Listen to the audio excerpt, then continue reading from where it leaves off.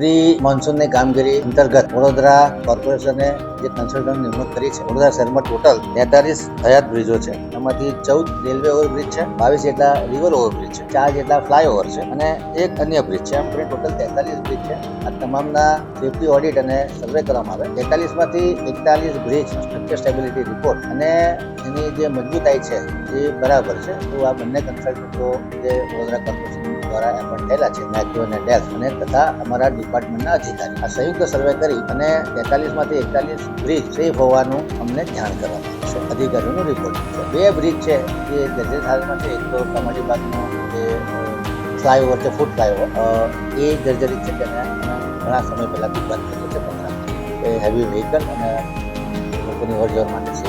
એટલે જાંબુવાનો જે જૂનો બ્રિજ છે એ પણ લોકોની અવરજવર માટે બંધ કર્યો છે. બાકીના બ્રિજમાં કોઈ જગ્યાએ નાની ક્રેશ બેરિયર એ પણ ઇમિડિયેટલી મને પંજાબ બ્રિજ છે આના ક્રેશ બેરિયર લાગે છે. પણ અધિકારીઓને ફરજ સૂચના આપી દેવામાં આવી છે કે બનાવવાની વખતે આના ટેન્ડરિંગ કરીને અથવા કન્સેશનની કામ કરી અને રિપેર કરવામાં, જેથી કરીને કોઈ અકસ્માત થાય. વડોદરા શહેરની જનતાને જણાવવાનું કે જે ગંભીરા નો બ્રિજ તૂટી ગયા પછી જે અકસ્માત થયો છે એના લીધે સામાન્ય રીતે ચિંતાનો માહોલ ઉભો થયો છે. પરંતુ વડોદરા કોર્પોરેશન જાગૃત છે અને બને એટલું પ્રામાણિકતાથી સેફટી ઓડિટ અને બ્રિજ મજબૂત હોય અને કોઈ ઘટના ન બને એની તકેદારી રાખે.